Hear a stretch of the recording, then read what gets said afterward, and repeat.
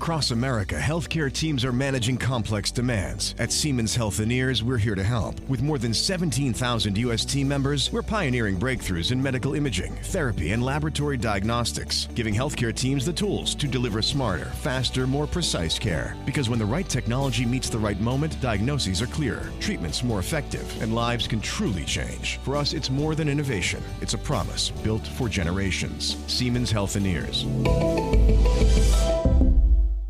When you think about businesses that are selling through the roof, sure, you think about a great product, a cool brand, and brilliant marketing. But an often overlooked secret is actually the businesses behind the business, making selling simple. For millions of businesses, that business is Shopify.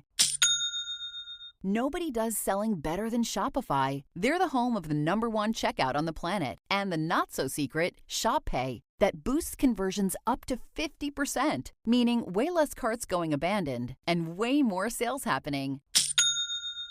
Businesses that sell more sell on Shopify. Upgrade your business and get the same checkout Allbirds and Skims use. Sign up for your $1 per month trial period at shopify.com/start selling. All lowercase. Go to shopify.com/start selling to upgrade your selling today. Shopify.com/start selling.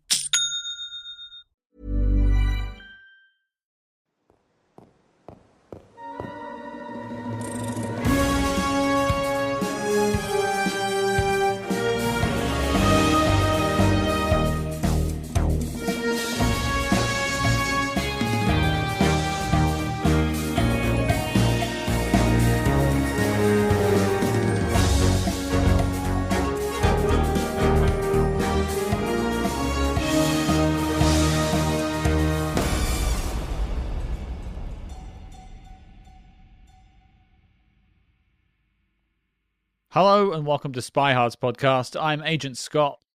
And I'm Cam the Provocateur, saluting a legend. Quite. Well, we just dropped an episode yesterday, so there has to be a pretty special reason why we would put another one out today. So Cam, why are we here? We are here today because Robert Redford, the legendary actor, producer, and director, and icon within the world of spy cinema, has passed away at the day we are recording this, September 16th, on a Tuesday.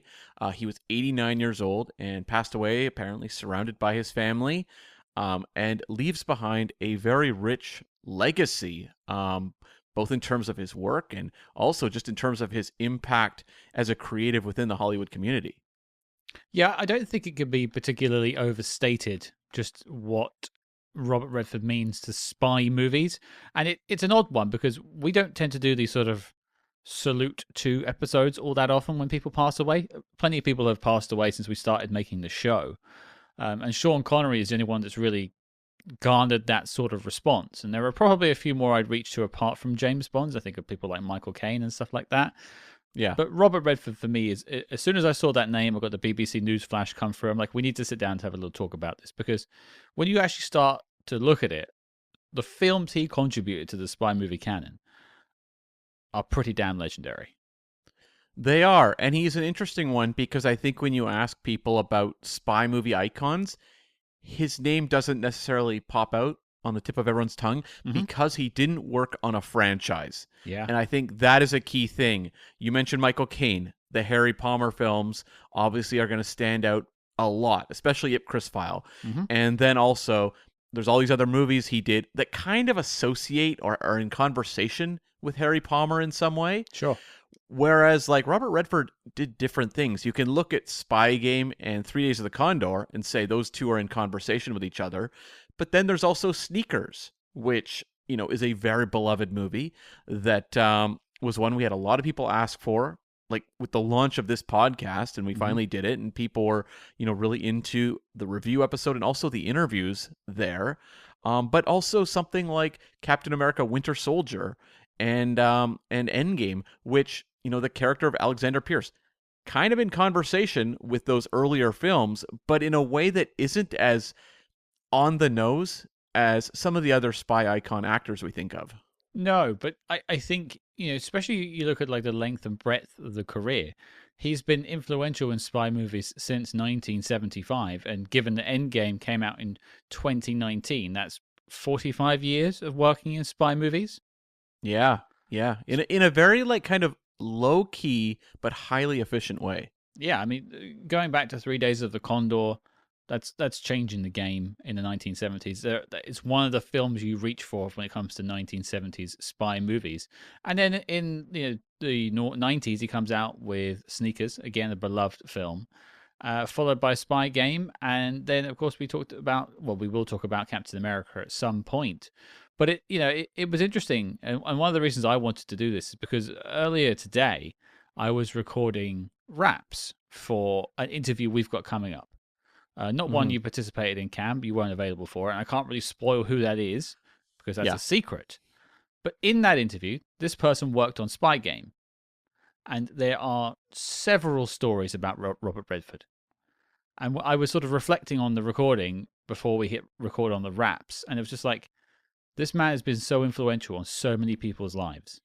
And it's just crazy to think that you don't necessarily associate him with spy movies, although, on IMDb, you look at his top 4, none of them are spy movies. I mean, there's maybe an argument for All the President's Men, but, 3 Days of the Condor isn't even on his top 4.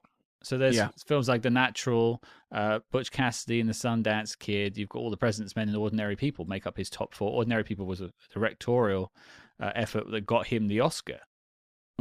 Yep, that's right. Yeah. And I mean, he wasn't someone who within the Academy was a big, Oscar grabber in terms of his acting. He was only nominated for an acting Oscar once, and that was for The Sting. He won Oscars for Ordinary People, which you mentioned, and was nominated for Quiz Show as well for directing that film. But it's interesting, someone who had such a huge impact on the fabric of American filmmaking as an actor really wasn't kind of showered with accolades. He did get a honorary award in the early 2000s, but it's kind of surprising. I guess it's in some ways a little bit like someone who followed in his footsteps somewhat, Harrison Ford, who, nominated for like The Fugitive and I think Witness, but not exactly someone who is swatting away Oscar gold every season. It was it's always interesting because one thing, I was talking about interviews just then, but throughout our series of Spy Master interviews over the last 5 years, we often get times to hear about some of the big names, like Sean Connery we mentioned before. We get to speak to people like, Lana Wood, Bruce Glover, Luciano Paluzzi, who all worked alongside Sean Connery. Many people. We spoke to someone yesterday we recorded with about Sean Connery. Again, an interview that's coming out soon. And it's like you get glimpses into what they're like, and oftentimes what you have in your head matches up with what they are actually like as a person. But Robert Redford was always interesting for me because people would be sort of somewhat intimidated by the guy. I mean, you think of Phil Alden Robinson. Now, at this point, I think Robert Redford had already won the Academy Award for Ordinary People. Yeah. And he's going in to do Sneakers with a guy who, admittedly had done very well with Field of Dreams, but not much else at that point. Didn't really feel like he had the chops to direct, and he was made to feel at ease by Robert Redford.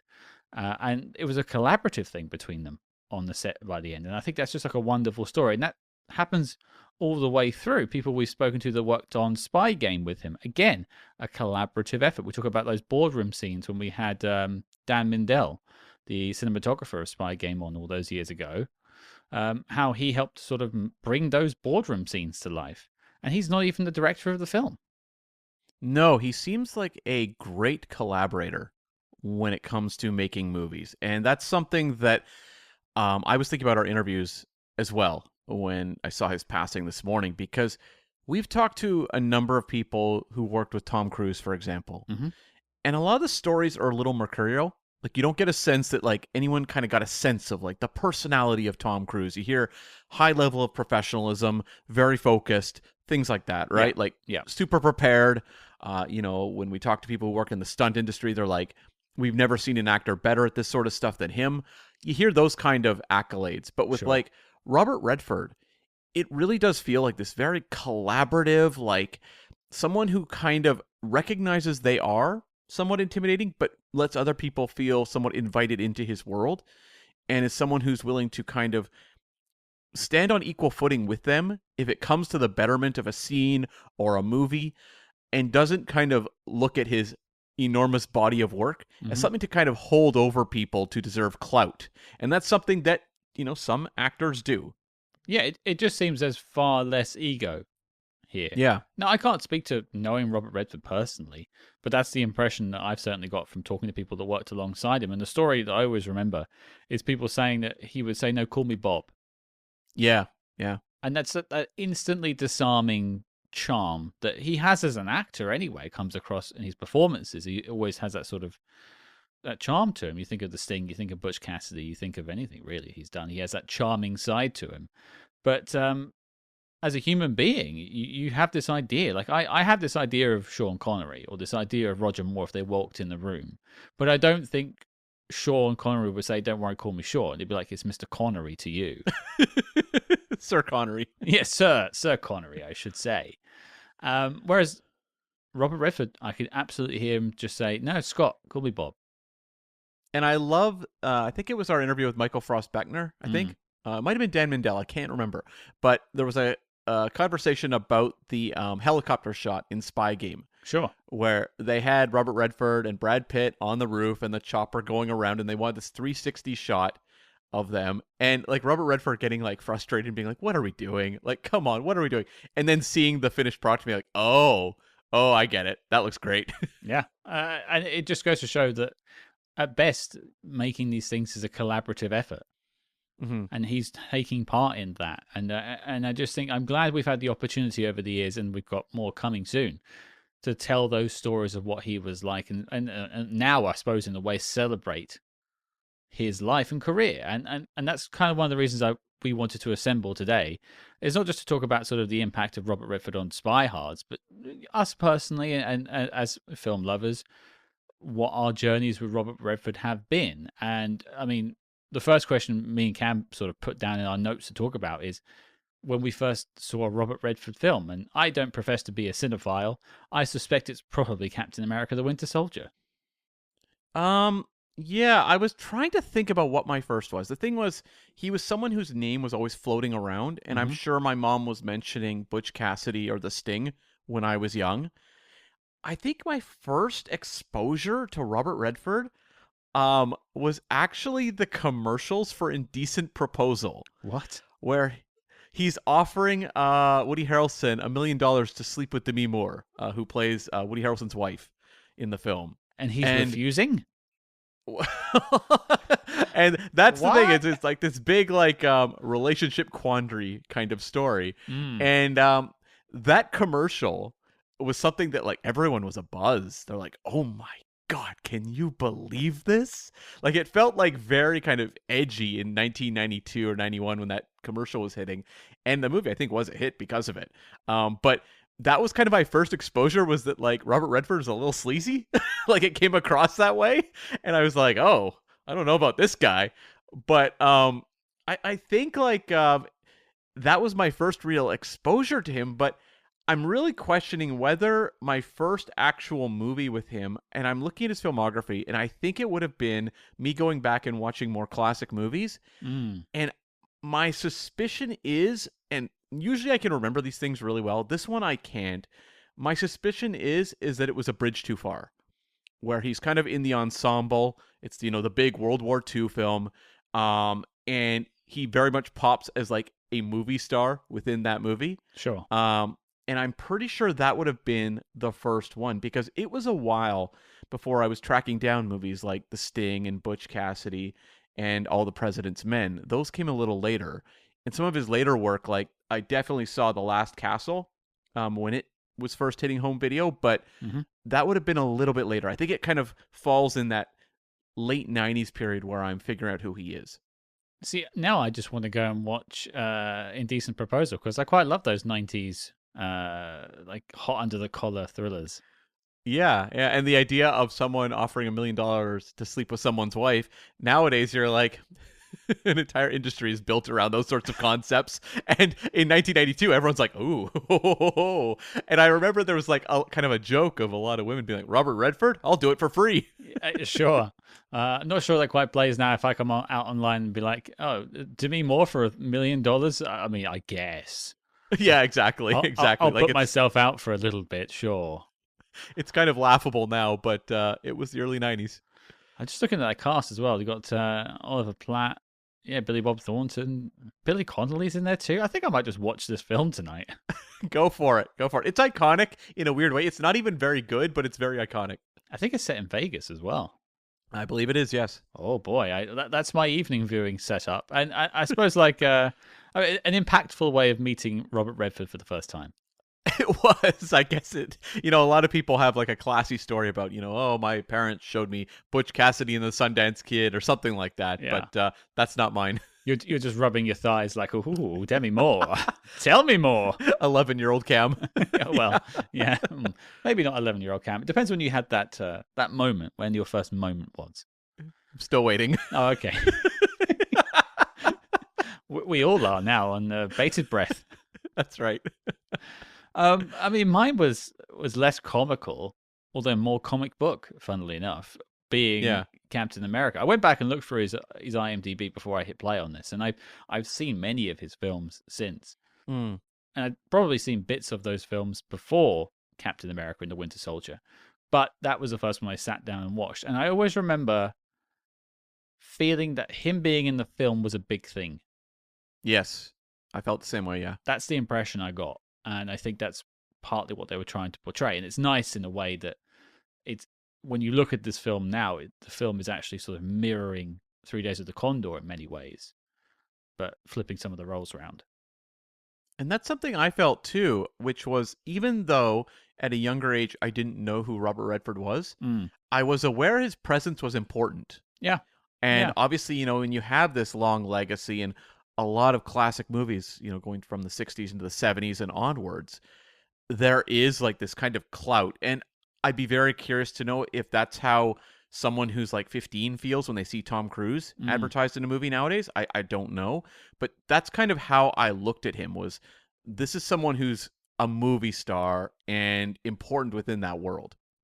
Yeah, I think that translates. And that probably goes to show, I mean, I don't know what year Captain America and the Winter Soldier came out. Let's guess 2013 or something like that. You're 1 year off, 2014. Okay, so yeah, I'm in my like late 20s at that point. I've seen enough films, but it just goes to show the presence that he had, enough for it to grab someone who wasn't all that fussed at films at that point and shake him up a little bit. Like, this is an important casting here.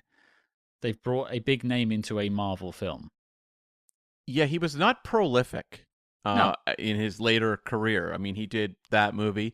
He did Pete's Dragon as well, which is a terrific remake. It's one of the best remakes I've seen, period. And, in a era where a lot of these Disney live-action remakes are just dire stuff, that one is just enchanting. But I remember it was on the press tour for Winter Soldier, and he was basically like, yeah, I'm doing this for my grandkids. And there was a sense of like, you know what? I just kind of want to have fun and give my grandkids something that they can enjoy. And that was probably the reason he did Pete's Dragon as well. I can buy it. Endgame wasn't his final film, but, like that's right near the end. And that was like a really fun little cameo he did in that movie. I remember really perking up in the theater when we saw Robert Redford pop up.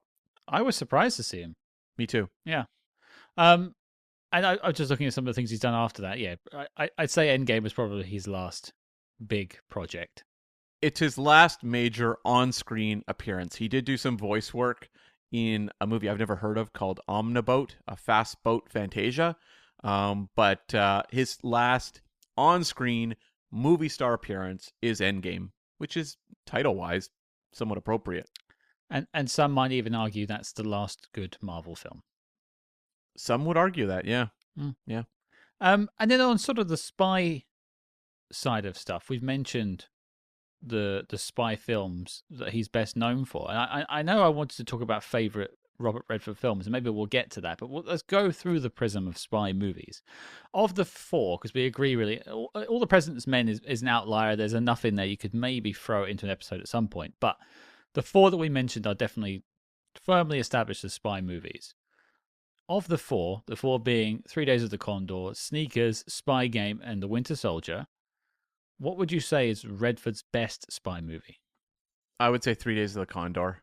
I think that's the one, and I haven't seen obituaries written for Robert Redford yet. I haven't seen which movies they're working into the headlines.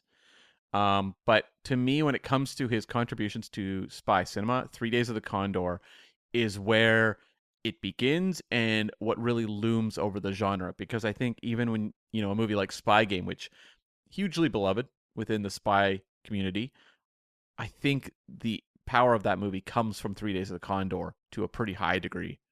I mean, just as you said that, I thought I would go and flick through the obituary in Variety. Yeah. And from what I can see, the only one they point out of the four is 3 Days of the Condor. And it's tough with him because he's not someone who was an actor who had a collection of work. He was also obviously a director of Oscar-winning films. We mentioned Ordinary People, but Quiz Show was nominated in a terrific movie. Mm-hmm. But he's also someone who, founded the Sundance Film Festival. So there's so much in terms of the world of the film industry that when it comes to an obituary, it's tough to kind of narrow it down to like one or two roles in a headline. Sure. I think a perfectly reasonable choice for going with 3 Days of the Condor. I think I would probably go for either Sneakers or Spy Game. Ironically, two films that didn't make the knock list, whereas the one you're picking did make the knock list. I think Sneakers did. Oh, did it? Oh, I feel Yes. fine with it then if I do that. I think I was the one that was on the fence about Sneakers. But I had more fun with those two films, and I ultimately wanted to have fun. And the 70s era for me, that whole like slightly anti-establishment feeling of the films of that era. Slightly. Okay. There's no rose-tinted glasses in that decade. No. Yeah. It doesn't attract me as much as other things. So I tend to be more drawn towards things that are slightly more fluffy, perhaps. And so out of the two, I'd say Spy Game has more time for Robert Redford. So I'd say that's probably his better of those two. I would say that Spy Game is his best movie star performance in a spy thriller. I think when you look at 3 Days of the Condor, he's working with Sidney Pollack, who he worked with a lot.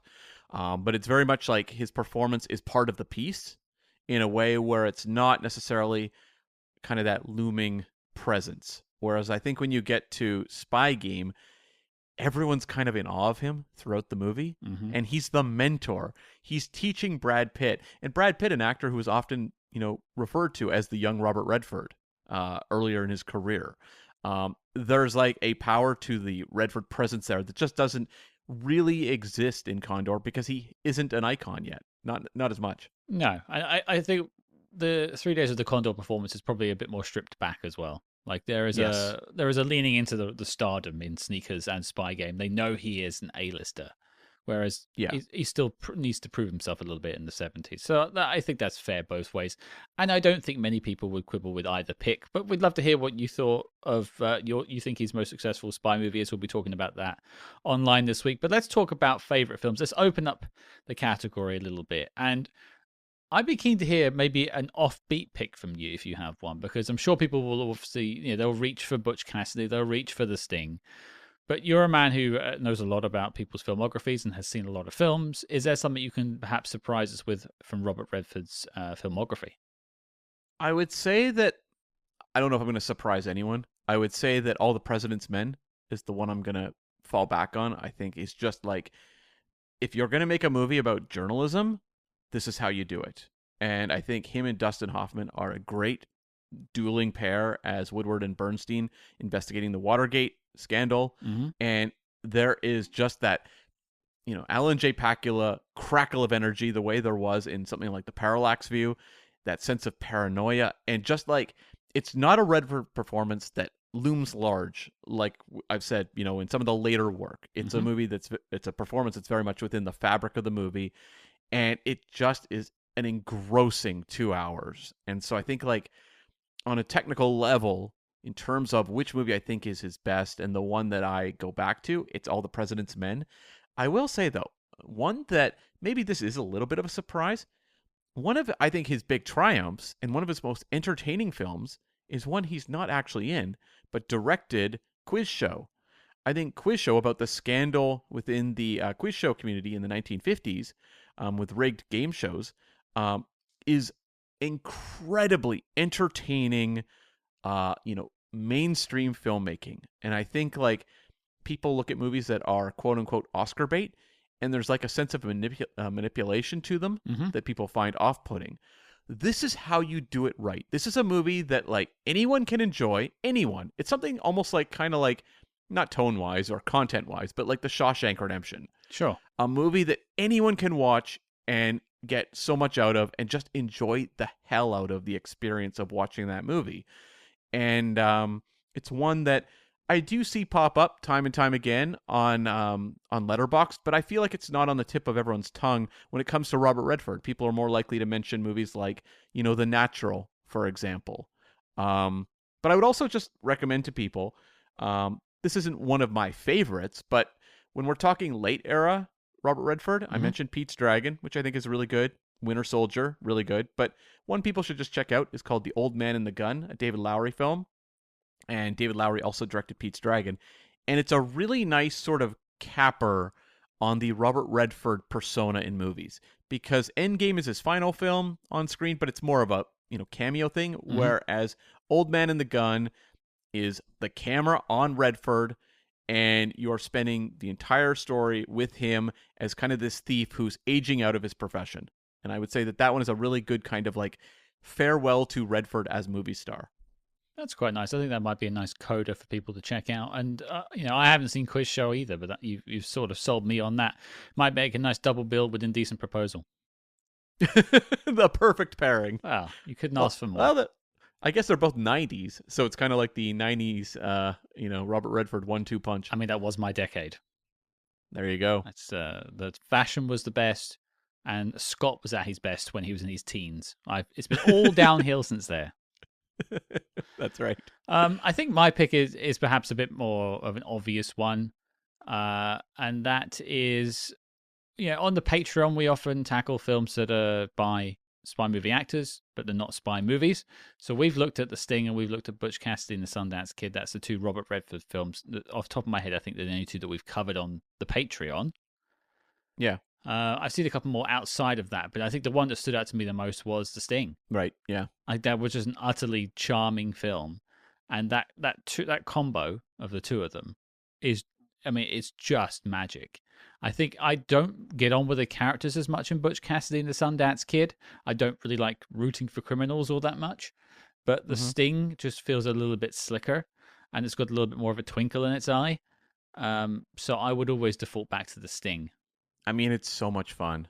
And that is, again, like I was saying with Quiz Show, it's a movie that was a huge Academy Awards darling, won Best Picture and all that, but is incredibly accessible and entertaining. And just a movie that will, I think, anyone who checks out that film will be completely engrossed. Well, if you haven't seen it, check out The Sting. It's a wonderful watch. And if you want to check out our Patreon episode, it's over there. You can go find it. One question I have for you, because there was a discussion on our WhatsApp group today about All the President's Men. Yeah. And I haven't seen the film, so I can't weigh in on it. And it was going back and forth. Does it have any spy connective tissue to you? Not really, because it's about the the Watergate scandal and two journalists uncovering what happened. But weren't they sort of snooping around and pretending to be other people and stuff to get that information? Not really. They're journalists, so okay. It's. I don't know. Would a movie like Spotlight be a spy movie? I haven't seen it, so I can't say. Would any movie about a journalist uncovering a case be like a spy movie? Probably not. Probably not. Yeah, that's the thing. It's like they're journalists, and very prominent journalists working for a newspaper. Maybe we just use that as an excuse down the road to do All the President's Men on the Patreon then. That's a great idea. Maybe we should do it at some point, like a Redford month or something. Yeah, there's a few films. 2 Redford movies. Do Quiz Show maybe or something. Do a directorial effort and an acting effort. Yeah, we could do something along those lines. Yeah. I love that. That's great. Well, then let's turn our gaze to. We spoke a little bit about his impact on spy cinema. We can probably finish that discussion a little bit here. You can kind of look at his things he's injected into spy movies is sort of in decades, basically. So you've got you've got 1970s, the 1990s, the 2000s, and the 2010s. Yeah. You missed a couple in between now, although I would like to have seen a Robert Redford spy movie in the 80s, especially like maybe a funky Anthony Edwards gotcha style film with That's Robert the one I Redford. immediately thought of. Yeah, like you kind of got like Anthony Edwards is a bit too young for Robert Redford in that film in that sense, so you probably couldn't do that. That would be so weird. Yeah, Robert Redford's bumming around Paris trying to get laid for the first time, as if he's never met a girl in like he's 30. He's like 35 at that point, 40 maybe. He might have been a bit older. Late 40s, maybe. Oh, come on, Robert Redford, pull your weight. You could do better than that. Yeah. Or I was thinking also if Robert Redford had played Remo Williams, that adventure might have continued. Well, if you had his name behind it, it probably would have had a fair shot at continuing. That's what I'm thinking. Yeah. Yeah. But he's definitely, and every time he's dropped into the era, the decade, he's left an impression. He's not done a spy movie that's like any of those four. I wouldn't say any of them are bad films. There's no like weak link in that chain. It's just a couple of stronger ones. That's all. No. Because when you look at Michael Caine, who's made some of the classics, there's some real dire ones mixed in. Not so many that we've covered yet, but there's a couple we're going to get to. There's a couple we have covered. I think of not Funeral in Berlin. I think of Bullet to Beijing and Midnight in St. Petersburg. Right. But in terms of theatrical, there's a couple on our list we haven't done yet, but not exactly the high points for Michael Caine's career. So, someone asked us about Blue Ice recently, and I said, isn't that what you pee on in the urinals? And they were like, ha ha ha ha ha. Yeah, that's the sort of joke you wanted here, folks. But yeah, it's interesting. He sort of just dives into the genre, drops a hell of a film, and then just leaves for 10 years. I just think Redford was someone who paid a lot of attention, probably, as he was a director and a producer, to the scripts. Yeah. And if he didn't like the scripts, he wasn't going to do it. And so when a script came along like Spy Game or like, 3 Days of the Condor or Sneakers, he perked up and said, this is material I want to do. I don't know that he was ever sitting there going, I really need to make a spy movie. I think it was like, whether it was a collaborator like Sidney Pollack or scripts coming across his desk later in his career, I think it was like, you know what? This story really is interesting to me.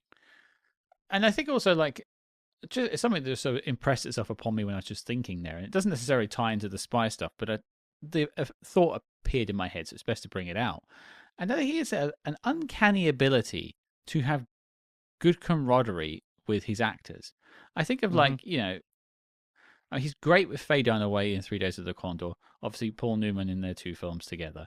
But you think of, like, him with Sidney Poitier in Sneakers. Yeah. Yeah. Great double act. Him with Brad Pitt in Spy Game. Great double act. Yeah, he was someone who was willing to share the screen with someone and also make them look really good as well. In a case where it was someone, Sidney Poitier is like an all-time legend, but when you look at some of the co-stars he had who maybe didn't have his level of experience or status, he was willing to bring them up alongside him as well.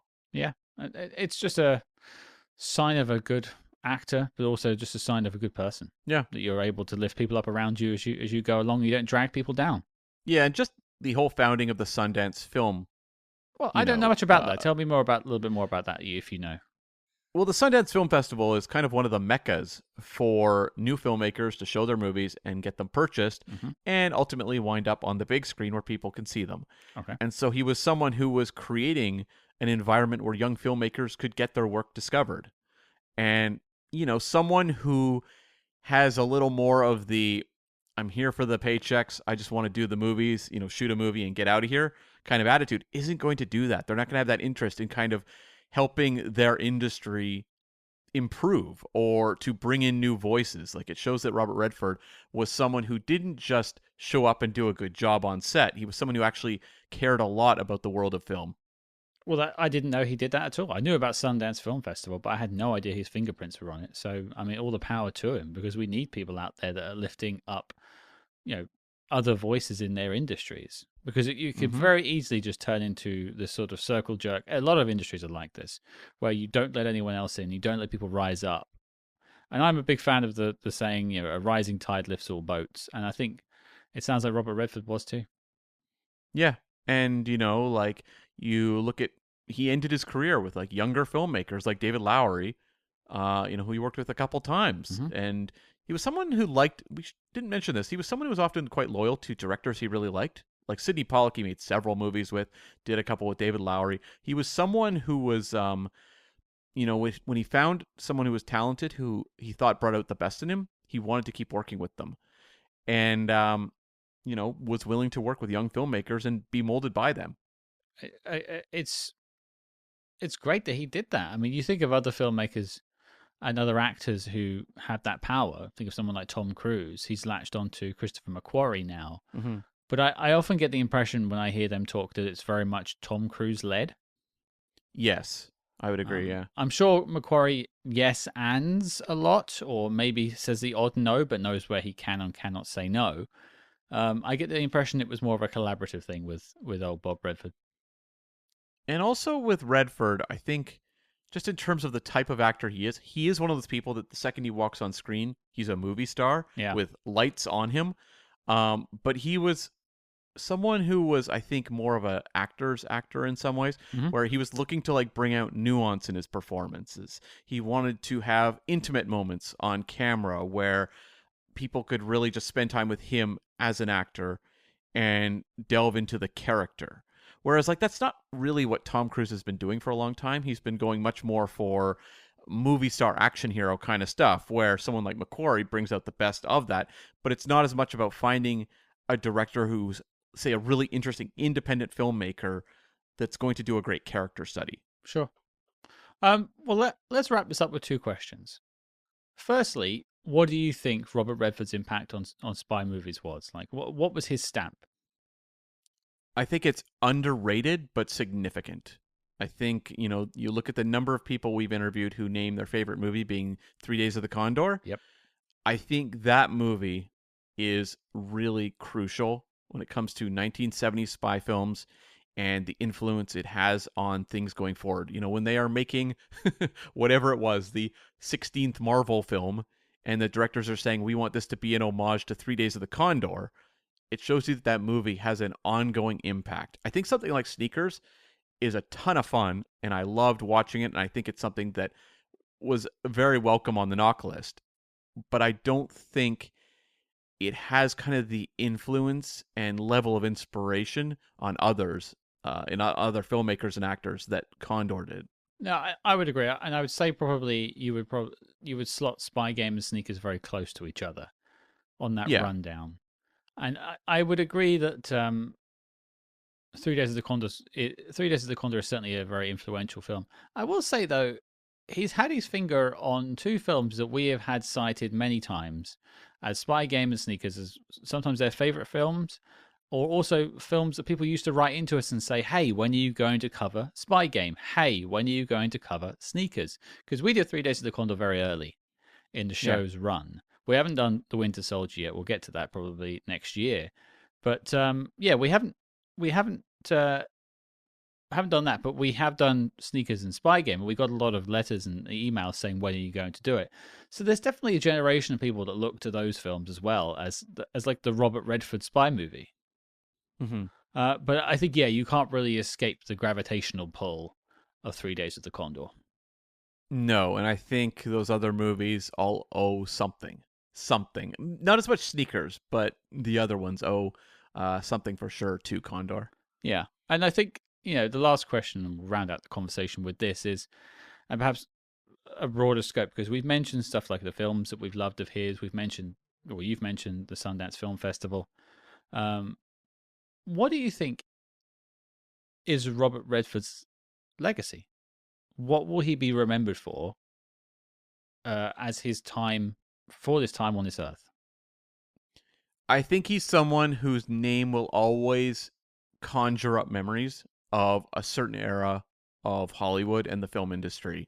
The way that, his occasional co-star, Paul Newman. It's the same thing. You mentioned Paul Newman. Yes, people are going to bring up things like his, charitable work, maybe even his car racing. But there is something about just the name Paul Newman. People immediately think of that certain era of Hollywood, and just one of those stars, that just lit up the entire scene. And I think Robert Redford, in some ways, was kind of like one of the last of that group that's still around. There's a few still. Dustin Hoffman's still around. Warren Beatty's still around. But I think like Robert Redford is one of that kind of group that will be remembered within that period. And he's one that I don't think will be forgotten. And that's something you and I come across a lot when we do older spy films. And I mean like from the 40s or 30s. There will be actors I will mention who were huge stars in their time that when you mention their name now, you just get a blank stare. Yeah. I don't think that's going to be Redford. I really don't. Red Skelton, baby. Sure, Red Skelton. There's been a couple others of people who were just like massive, and now no one really knows them. I think like, when you talk about that era, if you say Clark Gable, people will go, oh, of course, I know who that is, or Humphrey Bogart. And I think that's what Robert Redford is. He's going to be one of those names that sums up his time period, his generation. And I think also, like, I haven't got much to add to that. I think that's a pretty perfect way of wrapping it up, and you've got a lot of my thoughts in there too. But one thing we haven't even touched on, because we can't really, in a sense, we haven't got much to say on the subject, is the guy was also quite the heartthrob. Yeah, oh, big time, yeah. There's, and I'm talking on the level of like Brad Pitt was in the noughties. I'm sure like, Paul Mescal and Timothée Chalamet are now to some people. He had that status too. And there was a reason why you could plug him into a big film and people would turn up. It's one of those names that you put on the top of a poster and people would turn up. And there's fewer and fewer of those actors these days. Yeah, I mean, he did the movie The Way We Were back in the day, which was a romance he did with Barbra Streisand. And like that movie was a massive hit, launched a huge hit song.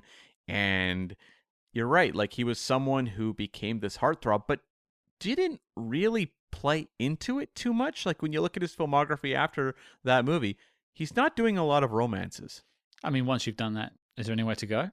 Maybe not. Maybe not. Yeah. But, I'm raising a glass to Robert Redford this evening. I hope you are too at home when you're listening to this evening or tomorrow or the next day. But, I said this in the post on social media earlier. I don't think it can be overstated just the impact he had on spy cinema.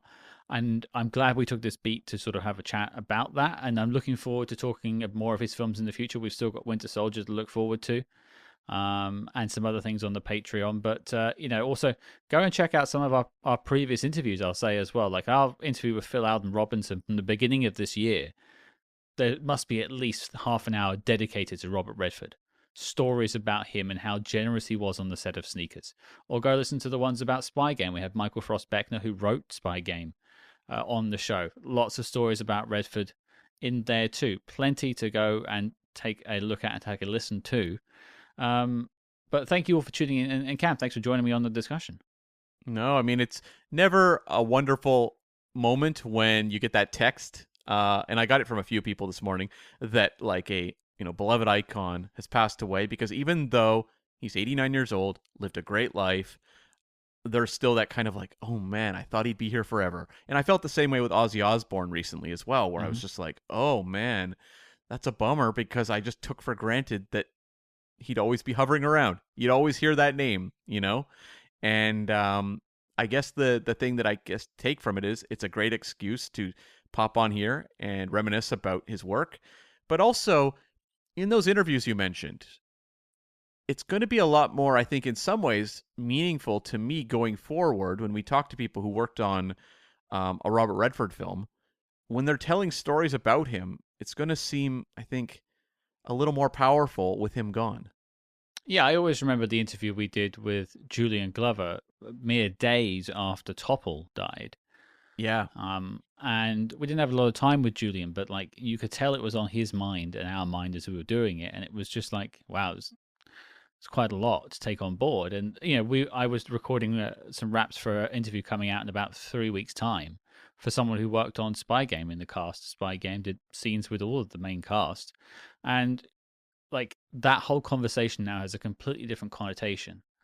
And obviously we can't go back and change that. We were presented as we recorded it, but yeah, I'm looking forward to go back and re-listening to that when we drop it in a few weeks' time, and just sort of just thinking and drinking it in, because there's only a certain amount of people that have ever worked with Robert Redford. Yeah. No, that's very true. Yeah. But thank you all for tuning in, folks. Hope you don't mind this diversion one day after an episode came out. The Equalizer 3 came out yesterday. If you haven't listened to that yet, go back and check it out. Go and check out those other interviews. I'll be posting about that all week, and we want to hear from you. What does Robert Redford's legacy mean to you? What's your pick of his favorite of the 4 spy movies he put out? What's your favorite? Let's hear that. That'll all be on social media this week. You can find that at SpyHards, SpyHards, wherever you get your social media. Next week, Cam, quickly just mention it. What are we doing? We are doing a big celebration to the 30th anniversary of GoldenEye. We've got a lot of special guests on that. Scott teased them at the end of the Equalizer. It is going to be a lot of fun talking about not the movie point by point, but more the effect that GoldenEye had on the Bond franchise. Yeah, a lot of the guests on that episode have spoken about GoldenEye themselves on their own channels or their own outlets. This was more about the GoldenEye effect and what it meant to, kind of like Robert Redford in this discussion, what he meant to spy movies is what GoldenEye meant to the Bond franchise and to spy movies as well. And of course, we talk about the video game. So check that out in your feed next week. We mentioned the Patreon, of course, as well. Come find us on patreon.com/SpyHards. There's those episodes with The Sting and Butch Cassidy and the Sundance Kid available now for you to listen to for the low price of a few dollars a month. We appreciate having you here. But until next time, folks, unfortunately for the last time, Operation Dinner Out is a go.